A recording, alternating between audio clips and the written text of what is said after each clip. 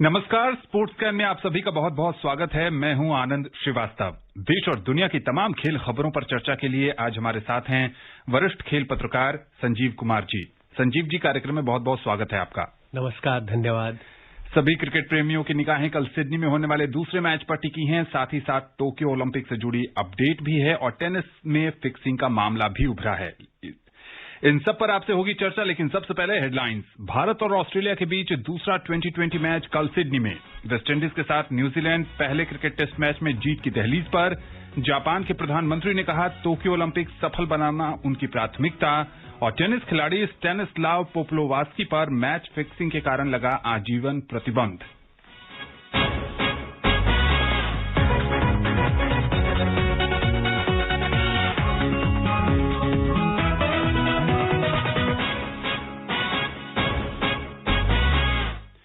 भारत और ऑस्ट्रेलिया के बीच 3 मैचों की 2020 श्रृंखला का दूसरा मैच कल सिडनी में खेला जाएगा। दोनों ही टीमों चोट के कारण परेशान हैं।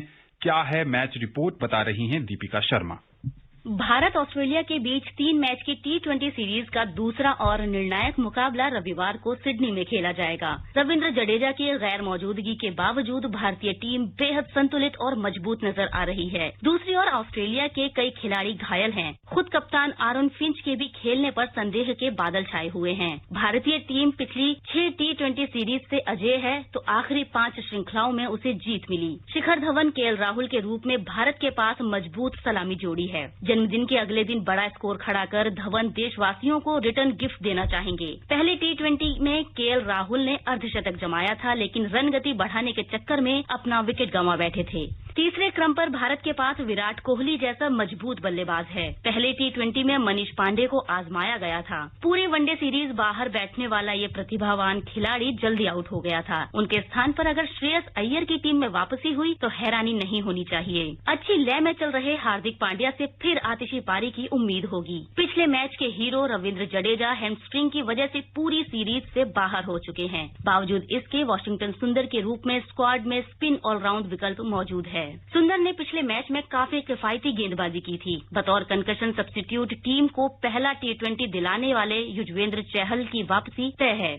जडेजा की जगह स्क्वाड में शामिल किए गए शार्दुल ठाकुर गेंद के साथ साथ बल्ले से भी कमाल दिखा सकते हैं। आखिरी वनडे में उन्होंने सर्वाधिक विकेट चटकाए थे। ऐसे में पिछले मैच में महंगे साबित हुए मोहम्मद शमी को आराम भी दिया जा सकता है। डेब्यू में 3 विकेट लेने वाले टी नटराजन पर सभी की निगाहें होंगी। डेविड वार्नर के गैर मौजूदगी में कमजोर नजर आ रही ऑस्ट्रेलियाई बल्लेबाजी क्रम को डॉर्सी शॉर्ट ने पहले T20 में संभालने का काम किया था। दूसरे छोर पर कप्तान आरोन फिंच भी अच्छी बल्लेबाजी कर रहे थे, लेकिन वो भी कूल्हे की चोट से परेशान हैं। क्रिकेट ऑस्ट्रेलिया की ओर से उनकी मौजूदा हालत पर फिलहाल अपडेट का इंतजार है। अगर वो बाहर होते हैं तो एलेक्स कैरी की मध्य क्रम में जगह बन सकती है। वनडे सीरीज में 2 शतक ठोकने वाले स्टीव स्मिथ और अच्छी फॉर्म में चल रहे ग्लेन मैक्सवेल का बल्ला सिडनी में चलता है। मोजेस हेनरिक्स के रूप में कंगारुओं के पास एक अनुभवी ऑलराउंडर है। विकेटकीपर मैथ्यू वेट पर निचले क्रम में तेजी से रन बनाने की जिम्मेदारी होगी। नाथन लियोन को चोटिल एस्टन एगर की जगह T20 टीम में जगह मिली है। ऐसे में ये तय माना जा रहा है कि ये अनुभवी स्पिनर एडम जंपा का साथ देंगे और युवा स्पिनर मिचेल स्वेप्सन को बाहर बैठना पड़ सकता है। जॉर्ज हेजलवुड मिचेल स्टार्क की पेस जोड़ी पिछले मैच में प्रभावित नहीं कर पाई थी। अंत में उन्होंने खूब रन लुटाए थे। दोनों टीमों की तैयारियों को देखते हुए मैच के रोमांचक होने की उम्मीद है। Deepika Sharma, sports scan. संजीव जी, किसका पलड़ा भारी नजर आता है आपको? देखिए, जैसा पिछला मैच भारतीय टीम खेली है और उसके पहले जिस तरह से आखिरी वनडे में वापसी करते हुए जीत हासिल की है, तो जाहिर तौर पे भारतीय टीम के पास एडवांटेज है, पलड़ा भारी है। और जहां तक एक सवाल ये उठ रहा है कि रविंद्र जडेजा इंजर्ड है तो उनकी कमी खलेगी, लेकिन उनकी भरपाई पिछले मैच में एज अ बॉलर तो कर दी थी युजवेंद्र चहल ने सब्स्टिट्यूट के तौर पे आके। तो एक वहां पर एक कंसर्न है इंडिया का, वरना मुझे लग रहा है कि एक टॉस की भी भूमिका होगी जी। लेकिन फिलहाल जो फॉर्म और पिछले 2 मैच में भारतीय टीम जैसा खेली है और जैसा अजेय रही है इस फॉर्मेट में पिछले 1 साल में, मुझे याद पड़ता है कि 8 तारीख पिछले साल वेस्ट इंडीज के साथ भारतीय टीम आखिरी बार T20 में हारी थी इंटरनेशनल मैच में।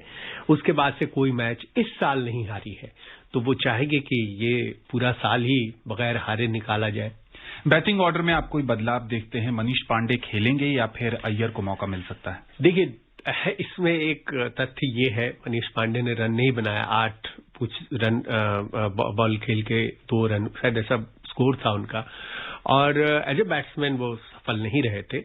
लेकिन वो एक उनको लंबा रन देना चाहिए, क्योंकि वो बहुत दिनों से खेल रहे हैं। उनके साथ यही होता है कि कभी एक मैच खिलाया जाता है, फिर ड्रॉप कर दिया जाता है।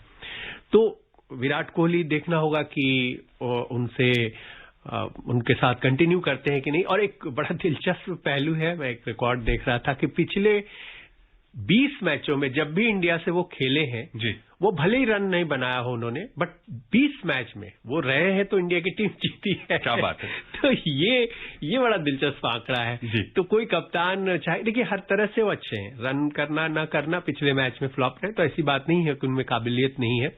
एक अच्छे फील्डर है वो, और टीम में एक जो ऊर्जा चाहिए वो है, T20 का उनका तमाम अनुभव है उनके पास।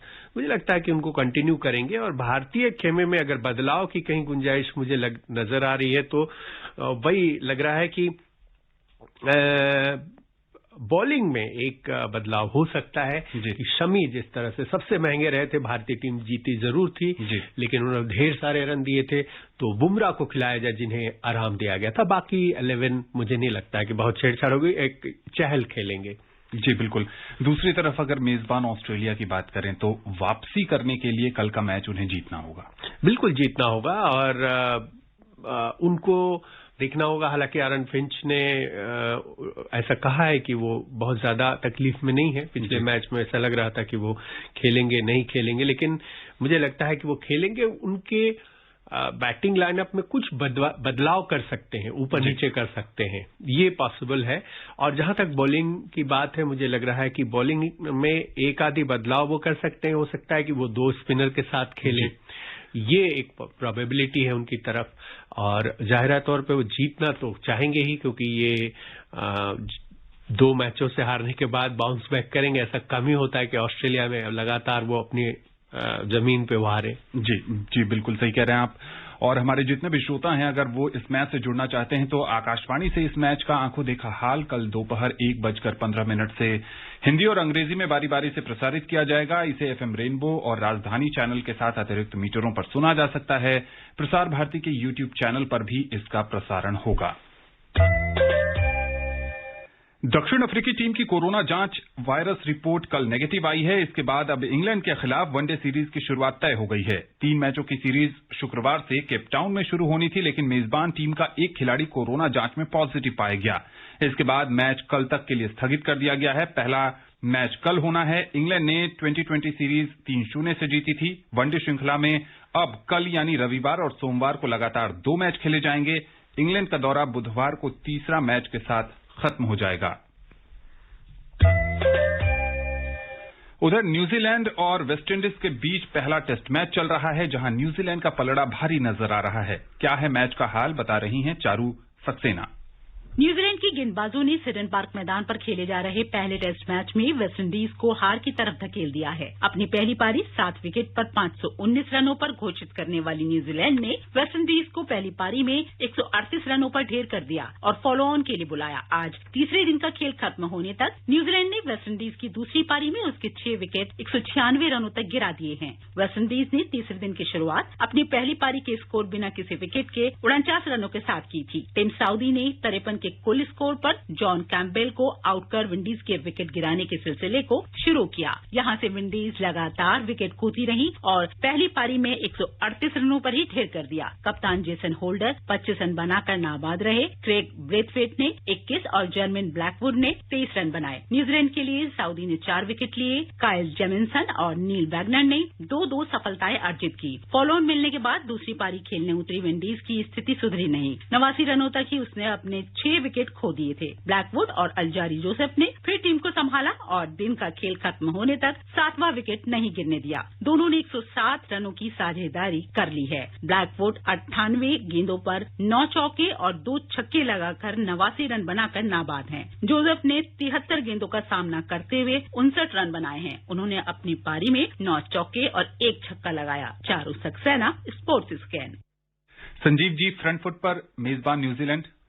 देखिए, हाँ बिल्कुल, क्योंकि जिस पिच पर 250 रन बनाते हैं केन विलियमसन, और अभी ब्लैकवुड और आप देखें कि क्रीज पर अड़े हुए हैं 80 रन बनाकर, और उनके साथ अल्जारी जोसेफ भी 59 रन बना, तो ऐसा नहीं लगता कि वहां बैटिंग नहीं की जा सकती है।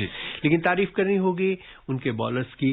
और मैं एक बात कहना चाहूंगा, क्योंकि मैंने वहां देखा है न्यूजीलैंड में, और मुझे यही लगता है कि न्यूजीलैंड में न्यूजीलैंड के बॉलर्स, चाहे कोई भी टीम जाती हो, खेलना बड़ा मुश्किल होता है। उसकी वजह यह है कि जो ट्रेडिशनल हमारे यहाँ क्रिकेट ग्राउंड होते हैं, वहां उस तरह के ग्राउंड नहीं होते हैं। ज्यादातर माउंड होते हैं, खुले होते हैं, हवा तेज चलती है, ठंडक रहती है, तो उनके बॉलर्स को पता होता है कि सही लाइन क्या है, क्योंकि रेगुलर खेलते हैं वहां, तो उस पर वो खुद तो अच्छी बैटिंग करते हैं, लेकिन वहां बड़े बड़े दिग्गज अच्छी बैटिंग नहीं कर पाते हैं। और वही चीज है कि उनके बॉलर्स को पता है कि सही लेंथ क्या है और कहां पे गेंद डालनी है जिससे उनको एज मिलेगा।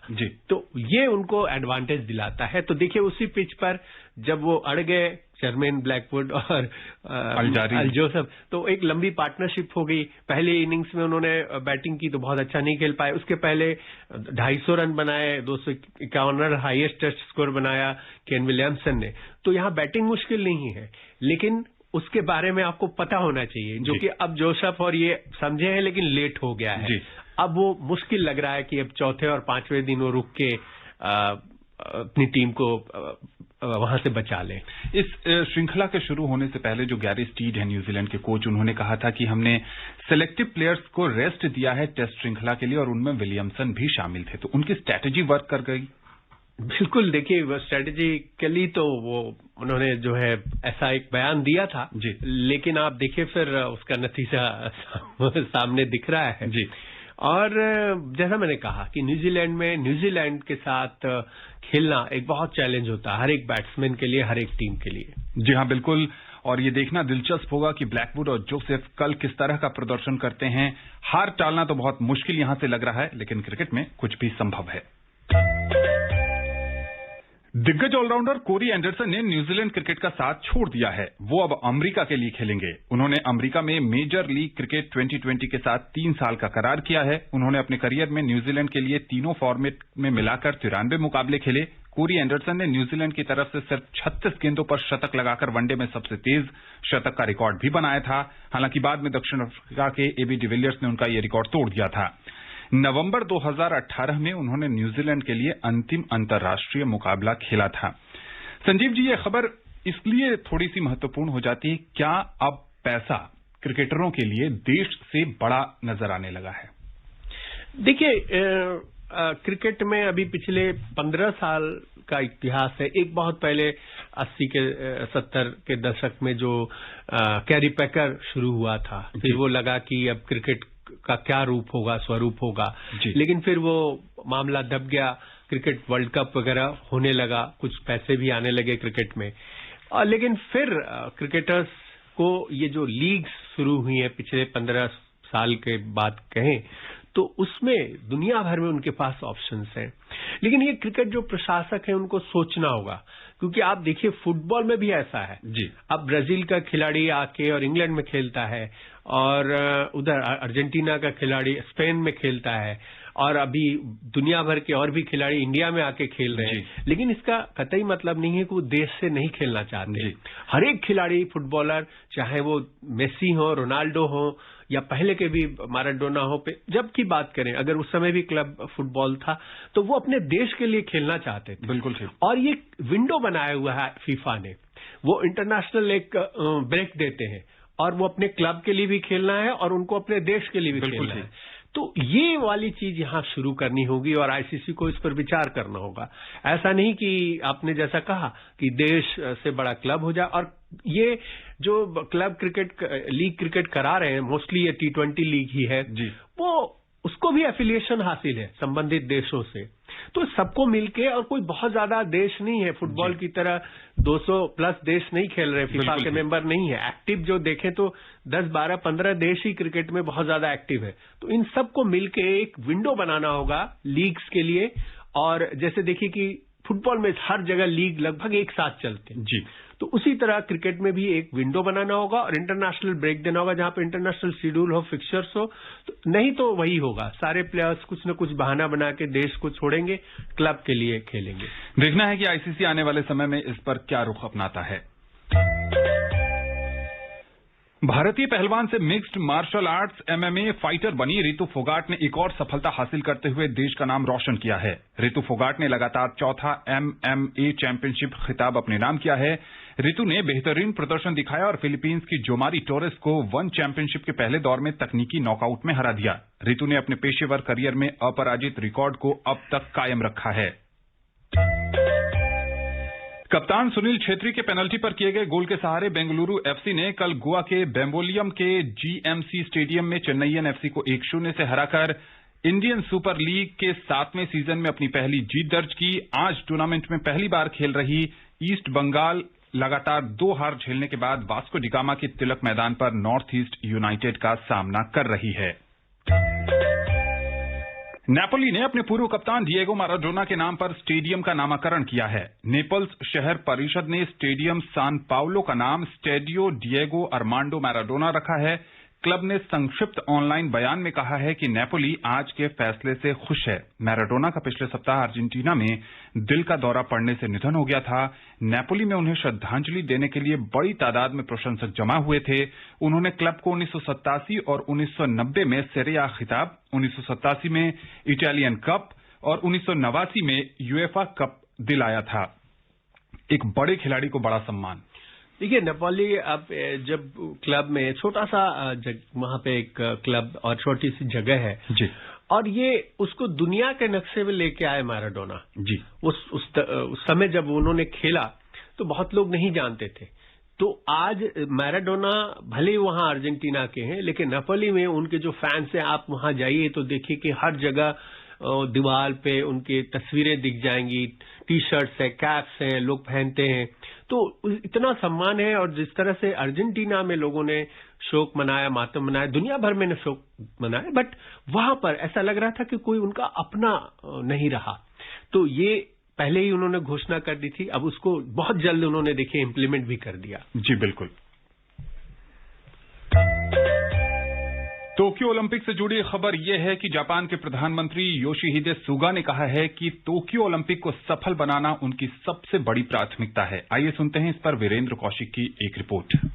टोक्यो ओलंपिक के स्थगित होने के कारण जापान की अर्थव्यवस्था पर 20,000 करोड़ का अतिरिक्त भार पड़ेगा। फिर भी जापान के प्रधानमंत्री योशिहिदे सुगा ने कहा कि सरकार खेलों को सफल बनाने के लिए कोई कसर नहीं छोड़ेगी। टोक्यो ओलंपिक खेलों का आयोजन इस साल 24 जुलाई से 9 अगस्त के बीच होना था, लेकिन कोविड-19 के कारण इन खेलों को स्थगित कर दिया गया और अब ये खेल अगले साल 23 जुलाई से 8 अगस्त के बीच होंगे। श्री सुगा ने संयुक्त राष्ट्र में वीडियो स्पीच में कहा, मैं अगले साल टोक्यो ओलंपिक और पैरालंपिक खेलों के आयोजन को लेकर प्रतिबद्ध हूं, ताकि हम बता सकें कि इंसानियत ने महामारी को हरा दिया है। आयोजन समिति ने दिसंबर 2019 में खेलों के लिए आखिरी बजट दिया था, जो $16.9 अरब का था, लेकिन अब टोक्यो 2020 को भी आकस्मिक फंड की कमी हो रही है, जिसे पिछले साल बजट में बताया गया था। टोक्यो 2020 के सीईओ तोशिरो मोटो ने कहा था, टोक्यो का बजट है। टोक्यो 2020 का रेवेन्यू ऐसा है जिसे हम बचा सकती हैं। इस रेवेन्यू के भीतर हमारे पास एक अतिरिक्त स्पॉन्सरशिप है, जिसकी अपील हमने अपने साझेदारों से की थी, और हमारे पास बीमा भी है। अतिरिक्त बजट का 2/3 हिस्सा सरकार वहन करेगी। Virender Kaushik, sports scan. और चलते चलते हम अपने श्रोताओं को बता दें कि टेनिस इंटीग्रिटी इकाई यानी TIU ने यूक्रेन के टेनिस खिलाड़ी स्टैनिस्लाव पोप्लोवास्की पर मैच फिक्सिंग गतिविधियों का हिस्सा बनने के लिए आजीवन प्रतिबंध लगा दिया है। TIU ने कहा है कि पोप्लोवास्की 2015 और 2019 के बीच कई मौकों पर मैच फिक्सिंग और कोर्ट साइडिंग गतिविधियों में शामिल रहे। कोर्ट साइडिंग में एक मैच के लाइव स्कोर का डेटा सट्टेबाजी के उद्देश्य से तीसरे पक्ष को दिया जाता है, जो प्रतिबंधित है। संजीव जी, समय नहीं है कि इस पर या किसी और खबर पर आपसे चर्चा की जा सके। स्पोर्ट्स स्कैन से जुड़ने के लिए और विशेषज्ञ राय साझा करने के लिए आपका बहुत बहुत शुक्रिया। नमस्कार। तो स्पोर्ट्स स्कैन का आज का अंक यहीं समाप्त होता है। पूरी टीम को दीजिए अनुमति। नमस्कार।